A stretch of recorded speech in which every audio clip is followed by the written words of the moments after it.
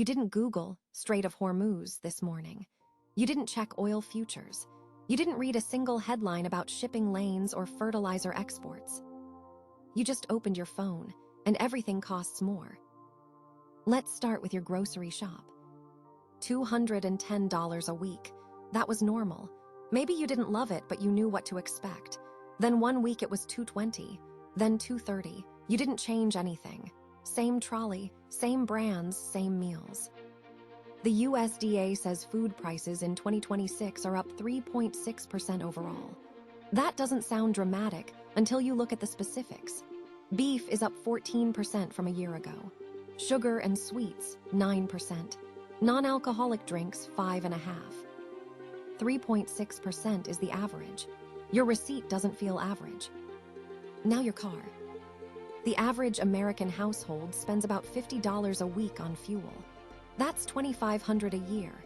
Diesel, the fuel that moves almost everything you buy, jumped 23% to $4.65 a gallon. That translates to roughly $400 a year in extra fuel costs. Not because you're driving more, because the fuel costs more. Your electricity bill, you probably noticed that one too.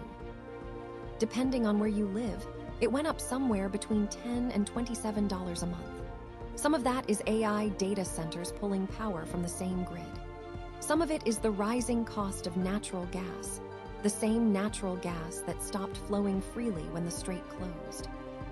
Either way, you're paying more for the same number of lights and the same number of hours watching television. Your pharmacy, this one's quieter. India produces a fifth of the world's generic drugs, painkillers, blood pressure medication, antibiotics. The raw ingredients for many of those drugs are petrochemical derivatives, chemicals made from oil and gas. And the supply routes for those drugs run through Dubai and Doha. Both were disrupted. The UK was warned it could be weeks away from medicine shortages, not specialist drugs, everyday ones, the kind you don't think about until they're not on the shelf. And your laptop. If you were thinking about replacing it this year, you've probably already noticed. RAM, the memory inside your laptop, went from $91 to $367, a 4 times increase. Graphics cards are approaching the price of a used car. The companies that make these components shifted their factories toward AI, and what's left over is what you and I get to buy, at whatever price the market lands on. So groceries up, fuel up, electricity up, medicine under pressure, technology, don't even look. You're not imagining it, and it's not just you. But here's the thing nobody's explained. These aren't 5 separate problems. They're not 5 different companies making 5 different decisions in 5 different boardrooms. They're connected, and they're connected through something you probably haven't thought about since school. Every product on your grocery shelf arrived by truck. That truck runs on diesel. The plastic bag you carried it home in, that's made from petrochemicals, chemicals derived from oil. The fertilizer that grew the wheat in your bread, that's made from natural gas. The most important one is called urea. Half the world's urea exports were blocked. The packaging around your painkillers, petrochemicals again. The active ingredients, often derived from the same supply chain. Even your mortgage. This one surprises people. But oil prices spike, inflation rises, investors demand higher returns on bonds, bond yields climb, and mortgage rates follow. They went from 5.9% to 6.35% in weeks. On a $400,000 loan, that half a point is tens of thousands of dollars over 30 years. Diesel, plastic, fertilizer, medicine, mortgages, 5 threads, all running through the same place. So what happened? Who did this?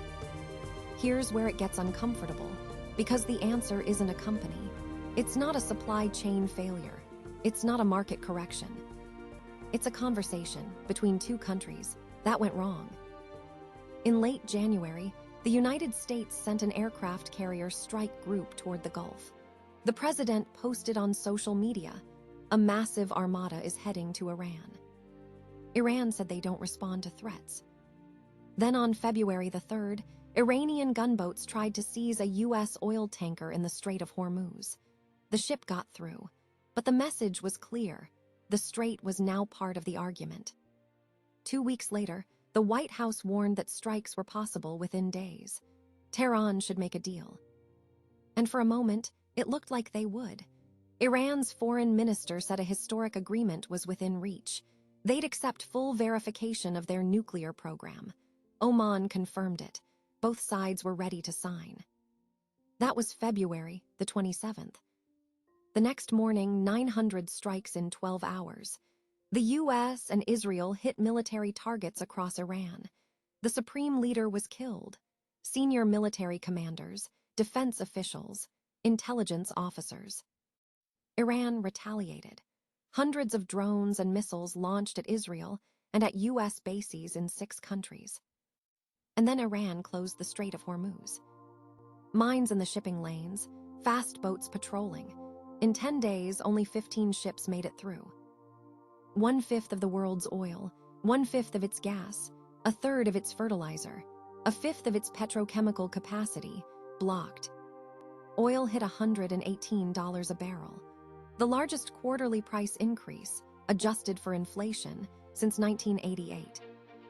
By early April, the US threatened to destroy Iran's power grid and bridges unless the strait reopened. Pakistan offered to host talks. Iran agreed with 2 hours to spare before the deadline. A 2-week ceasefire. Iran would reopen the strait. But reopen isn't quite what it sounds like. Ships are moving again slowly. Iran is charging over $1 million per ship in tolls, limiting how many can pass. The strait is open the way a toll road is free. And Iran's demands for a permanent deal. All sanctions lifted. US forces withdrawn from the region. War damages paid, and recognition of Iranian sovereignty over the strait itself. The negotiations are ongoing. The outcome is uncertain. But one thing isn't uncertain at all. You're already paying for it. Here's the part that follows you home. The CEO of Dow, one of the world's largest chemical companies, said that even if the strait reopened fully tomorrow, it would take 250 to 275 days to unwind the damage. 9 months. The die, he said, is already cast for the rest of the year. So what does that mean for your family? April, May, fuel and grocery prices peak.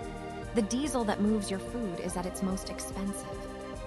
June, July, plastics prices fully pass through. The packaging around your food, your shampoo bottle, your bin bags. The cost of plastic doesn't hit the shelf instantly. It takes weeks to work through the supply chain. By midsummer, it arrives. August, September, the harvests come in, and they're smaller, because the fertilizer that should have been spread in spring didn't arrive. Less fertilizer means lower yields. Lower yields mean less food. Less food means prices stay high even as oil starts to ease. October, November back-to-school tech is still inflated. The RAM and chip shortages that started with AI demand are now compounded by the energy crisis. Your kid's laptop costs more. Your phone upgrade costs more. December, January, heating bills peak on an elevated energy baseline. Gas never came back down to where it was. February 2027. That's the Dow CEO's timeline. 275 days. The system starts to normalize. You didn't start a war. You're not fighting in one. You're sitting on your couch, spending an evening with your family, and you're still paying for one thousands of miles away. From what we know today, even if the fighting stops tomorrow, analysts expect around 275 days before the damage works its way out of the system.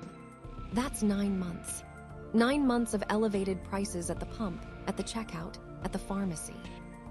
And when they say normalize, they don't mean cheaper. They mean the prices stop climbing.